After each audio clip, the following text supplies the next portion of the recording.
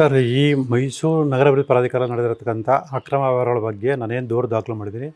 So ಅವತ್ತಿಂದ ಇವತ್ತಿನವರೆಗೂ ಕೂಡ ನನ್ನನ್ನು ಆಮಿಷಕ್ಕೆ ಒಳಪಡಿಸಿ ಈ ಪ್ರಕರಣ ಹಿಂದೆ ಸರಿಯುವಂಥ ಹಲವಾರು ಪ್ರಯತ್ನಗಳು ನಡೀತಾ ಇದೆ. ಆ ಒಂದು ಪ್ರಯತ್ನದ ಮತ್ತೊಂದು ಸ್ವರೂಪವಾಗಿ ಅಂದರೆ ಮೈಸೂರು ನಗರ ಪ್ರಾಧಿಕಾರ ಹಿಂದಿನ ಆಯುಕ್ತರಾದಂಥ ನಟೇಶ್ ಅವರು ಮೈಸೂರಲ್ಲಿರ್ತಕ್ಕಂಥ ಅವ್ರ ಆಪ್ತರಿಗೆ ಫೋನ್ ಮಾಡಿ ನನ್ನನ್ನು ಅವ್ರ ಬಳಿಗೆ ಕರ್ಕೊಂಬರೋದಕ್ಕೆ ಮಾತಾಡುವಂಥ ಒಂದು ಧ್ವನಿ ಮುದ್ರಣ ಸಿಕ್ಕಿದೆ. ಸೊ ಆ ಒಂದು ಧ್ವನಿ ಮುದ್ರಣದಲ್ಲಿ ಅಂಶಗಳನ್ನು ಗಮನಿಸಿದಾಗ ನನ್ನನ್ನು ಇವರರಿಂದ ಹಿಂದೆ ಸರಿಸುವ ಒಂದು ನಿಟ್ಟಿನಲ್ಲಿ ಆಮಿಷಕ್ಕೆ ಒಳಪಡಿಸುವಂಥ ಒಂದು ಸಂಚು ರೂಪಿಸಿರೋದು ಕಂಡುಬಂದಿದೆ. ಸೊ ಈ ಒಂದು ಧ್ವನಿ ಮುದ್ರಣವನ್ನು ನಾನು ಇದೇ 20ನೇ ತಾರೀಕು ಅಂದರೆ ಫೆಬ್ರವರಿ 20ನೇ ತಾರೀಕು ಜನಪ್ರಿಯ ವಿಶೇಷ ನ್ಯಾಯಾಲಯಕ್ಕೆ ಒಂದು ಸಲ್ಲಿಸಿ, ಸೊ ಈಗಾಗಲೇ ಏನು ಇದೇ ನಟೇಶ್ ಅವರು ತನಿಖಾಧಿಕಾರಿಗೆ 4,35,00,000 ಕೊಟ್ಟಿದ್ದಾರೆ ಅಂತೇಳಿ ಆರೋಪ ಮಾಡಿದ್ದೀನಿ. ಅದಕ್ಕೆ ಪೂರಕವಾಗಿ ಈ ಒಂದು ಧ್ವನಿ ಮುದ್ರಣವನ್ನು ಸಾಕ್ಷಿಗೆ ಪರಿಗಣಿಸಿ ಸೊ ನನ್ನ ಮನವಿಯನ್ನು ಪುರಸ್ಕರಿಸಿ ಒಂದು ತನಿಖೆಗೆ ಆದೇಶ ಮಾಡಿ ಅಂತೇಳಿ ನಾನು ಮನವಿ ಮಾಡ್ಕೊಳ್ಳೋಕ್ಕೆ ನಿರ್ಧಾರ ಮಾಡಿದ್ದೀನಿ.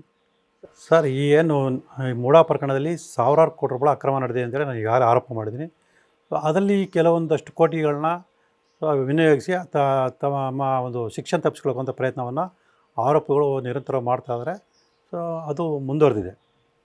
ಸದ್ಯ ಈ ಪ್ರಕರಣವನ್ನು ನನ್ನನ್ನು ಹಿಂದೆ ಸರಿಸಿ ಈ ಪ್ರಕರಣ ಮುಚ್ಚಾಕುವಂಥ ಪ್ರಯತ್ನಗಳನ್ನು ಮಾಡ್ತಾಯಿದ್ದಾರೆ. ಅದಕ್ಕೆ ಪೂರಕವಾಗಿ ಈಗಾಗಲೇ ತನಿಖಾಧಿಕಾರಿ ದುಡ್ಡು ಕೊಟ್ಟಿರುವಂಥದ್ದು ಸಾಕ್ಷ್ಯಗಳ ಸಮೇತ ಸಿಕ್ಕಿದೆ.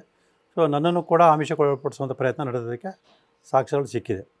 ಸರ್, ನಿಮ್ಮ ಅದ್ರ ಬಗ್ಗೆ ಏನು ಹೇಳ್ತೀರಿ ಸರ್? ಅದೇ ಏನು ತನಿಖಾಧಿಕಾರಿಗಳಿಗೆ 4 ಕೋಟಿ ಅಂದರೆ ಲೋಕಾಯುಕ್ತ ಅಧಿಕಾರಿಗಳಿಗೆ 4,35,00,000 ಕೊಟ್ಟಿರೋ ಬಗ್ಗೆ ಆ ಒಂದು ಪತ್ರದ ಉಲ್ಲೇಖ ಇದೆ. ಸೊ ಅದ್ರಲ್ಲಿ ಸ್ಪಷ್ಟವಾಗಿ ಗೊತ್ತಾಗುತ್ತೆ, ಅದು ಸ್ವತಃ ನಟೇಶ್ ಅವರೇ ಬರೆದಿರತಕ್ಕಂಥ ಒಂದು ಹಸ್ತಾಕ್ಷರ ಅಂತ ಗೊತ್ತಿದೆ.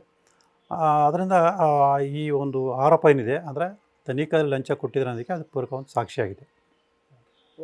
ಹೌದು, ನನ್ನ ಹೋರಾಟಕ್ಕೆ ಮತ್ತೊಂದು ಬಲವಾದ ಸಾಕ್ಷ್ಯ ಸಿಕ್ಕಂತಾಗಿದೆ. ಸೊ ಇದನ್ನೆಲ್ಲ ಇಟ್ಕೊಂಡು ನಾನು ಹೋರಾಟನ ಮುಂದುವರಿಸ್ತಾ ಇದ್ದೀನಿ.